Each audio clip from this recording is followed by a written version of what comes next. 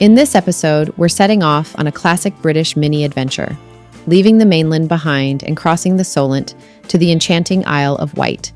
We'll try 2 different ways of getting there, starting as foot passengers and returning on the larger car ferry, while also exploring the other options available to travel between the mainland and the island. So grab your coat. It's time to catch a boat.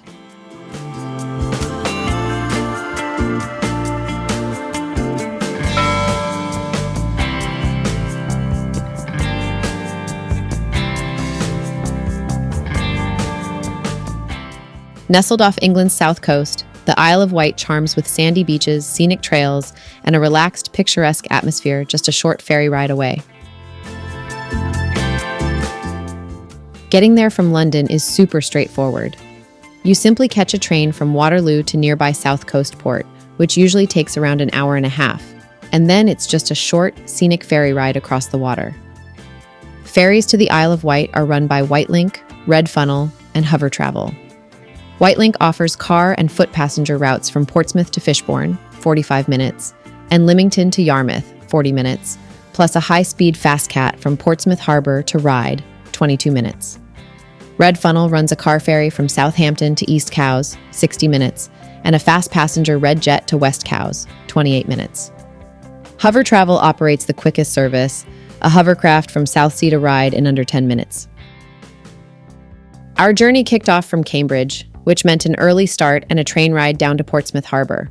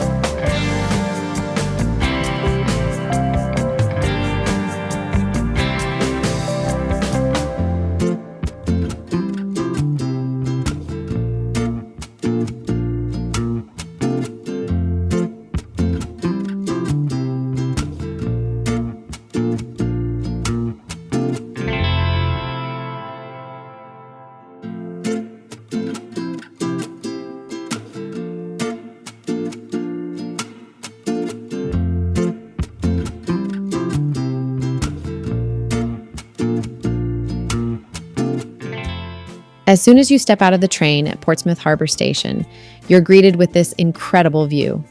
The iconic Spinnaker Tower dominates the skyline, a modern sail against the historic backdrop of the dockyard. The whole area is buzzing with maritime energy. You can smell the salt in the air and hear the calls of the gulls. To your right, you have the entrance to the historic dockyard, home to legendary ships like HMS Victory and the Mary Rose. It's a place steeped in naval history, and that sense of adventure is palpable. It's the perfect starting point for a sea voyage, even a short one.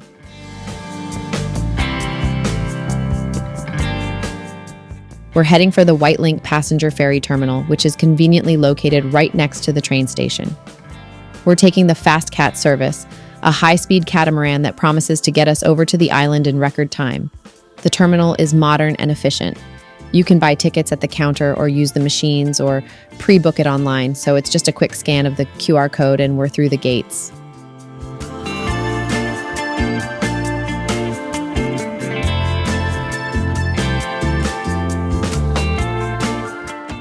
And here she is, our ride for this morning's crossing. It's a sleek, modern catamaran designed for speed and efficiency. Boarding is super quick, just a short walk down the ramp and we're on. Inside, it's clean and comfortable with rows of airline-style seats and massive windows perfect for taking in the view. We've managed to grab a window seat, which is definitely the way to go.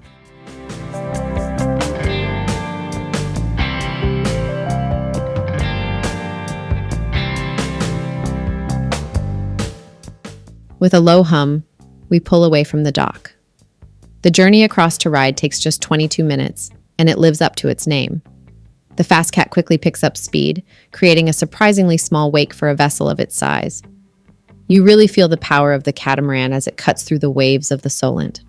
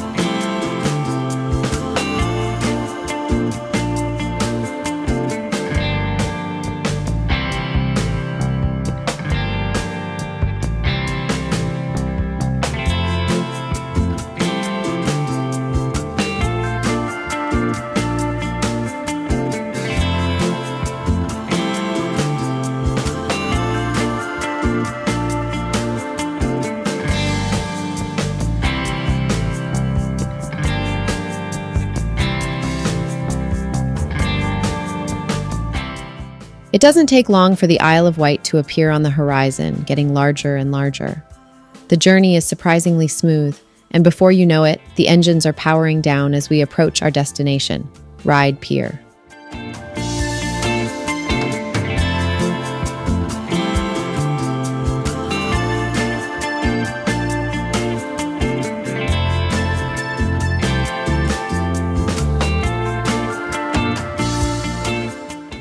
And we've arrived! We're disembarking at Ryde Pier Head. Now, this is an experience in itself.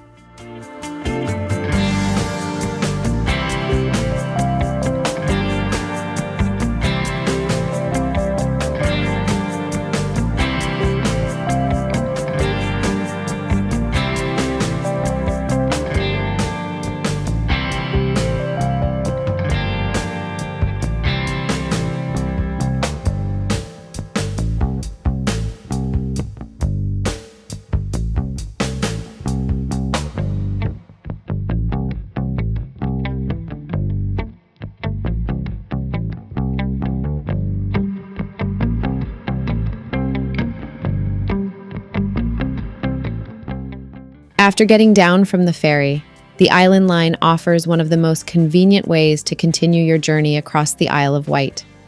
If you arrive on the Wightlink Fast Cat from Portsmouth Harbour, it drops you right at Ryde Pier Head, where the Island Line train station is located just a few steps away.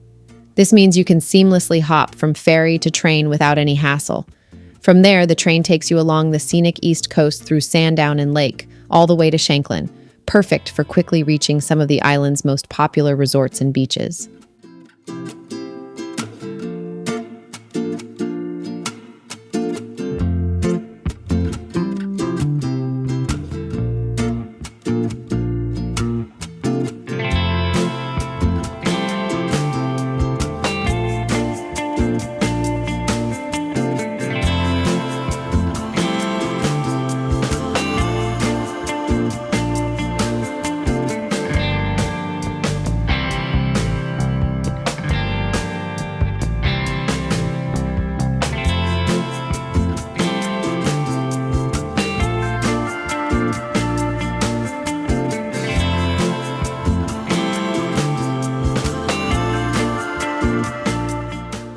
Stepping off the ferry in Ryde, we were instantly met by the sight of its vibrant Victorian pier, one of the oldest and longest in the UK. As the Isle of Wight's largest town, Ryde boasts sweeping sandy beaches, elegant Victorian architecture, and a lively promenade perfect for seaside strolls. Its warm, welcoming atmosphere captures the essence of a classic British seaside town.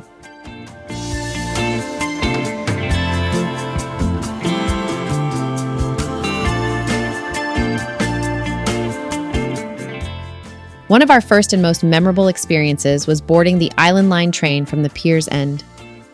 The Island Line on the Isle of Wight traces its origins to the Ryde and Newport Railway and the Isle of Wight Railway, with the section between Ryde Pier Head and Shanklin opening in 1864.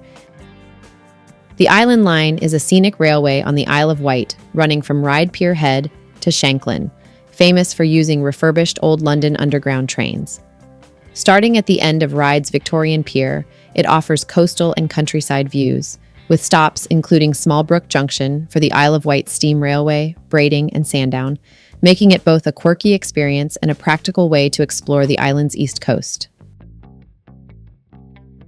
The Isle of Wight Hovercraft, operated by Hover Travel, runs between Southsea and Ryde in just 10 minutes, making it the fastest crossing of the Solent. It's for foot passengers only, ideal if you're traveling light or renting a car on the island. Services run frequently, though being weather dependent, it's best to check ahead.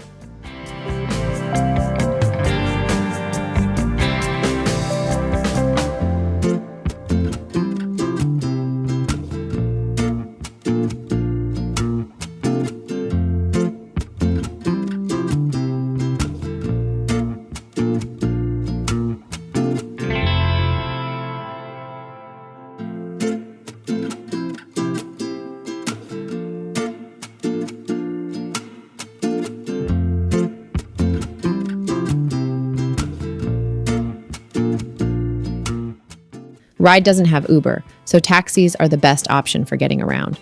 We tried calling a couple of companies at first, but couldn't get through, and eventually booked with Ryde taxis that turned up in about 10 minutes. The ride was smooth and convenient, making it an easy way to travel between towns when public transport didn't quite fit our plans.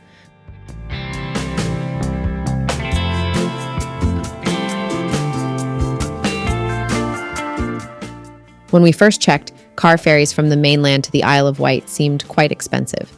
Our initial plan was to rent a car in Portsmouth and take it across, but for just one car and 2 passengers, the ferry prices didn't feel very reasonable. Instead, we changed plans, crossed as foot passengers, and picked up a rental car once we arrived on the island. This worked well for us, since having a car is almost essential if you want the freedom to explore the island fully. While there are buses available, they don't always match the flexibility of driving. We rented our car from Enterprise in Newport, which made getting around very convenient. If you're staying on the island, you can sometimes get discounts on ferry tickets, but even with that, we didn't find it cost-effective since we were renting. However, if you already own a car, the ferry price might make more sense. Ferry prices to the Isle of Wight depend heavily on both the time of travel and the season. During peak times, like summer holidays, bank holiday weekends, and school breaks, fares can be quite high, especially if you're bringing a car. In contrast, midweek sailings or off-season months, such as autumn and winter, are usually much cheaper. Even within a single day, early morning or late night crossings tend to be more affordable than popular midday slots. Our journey begins in Ryde, with its long sandy beach and charming seafront promenade.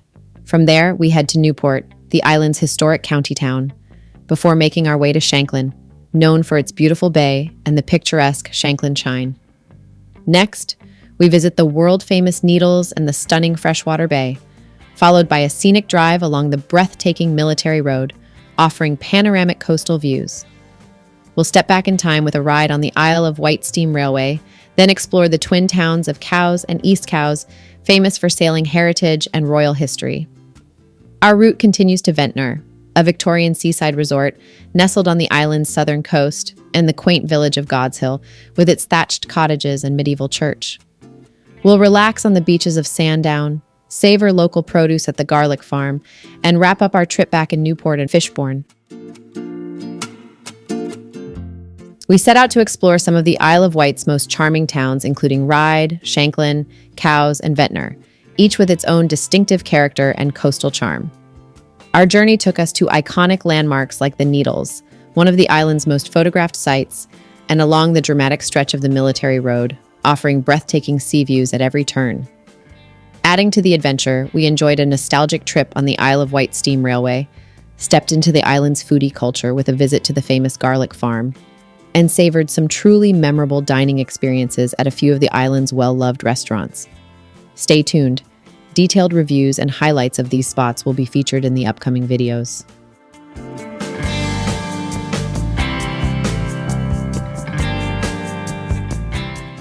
After a wonderful 5 days exploring the island, it's time to head back to the mainland. For our return journey, we're taking a completely different route to get the full experience. We've made our way to Fishbourne, on the north coast of the island, to catch the car ferry back to Portsmouth.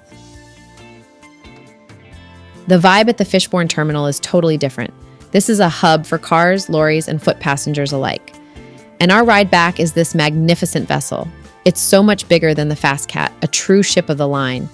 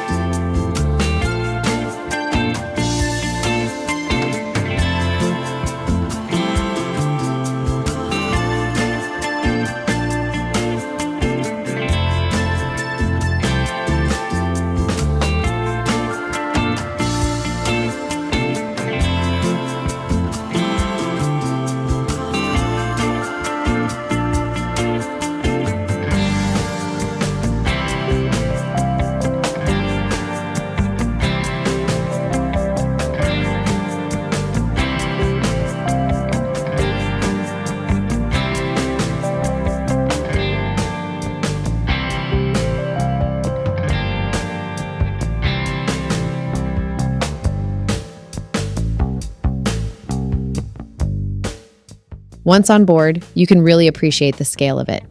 Down below, the crew efficiently guide cars, motorhomes, and lorries into place on the huge car deck. Up here in the passenger area, there's a world of difference from the catamaran.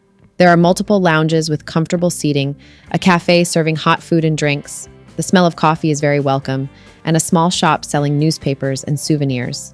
There's a real mix of passengers, from families heading home after a holiday to commuters and commercial drivers. But the best place to be, weather permitting, is out on the spacious outdoor decks. This is where we're going to be for the journey.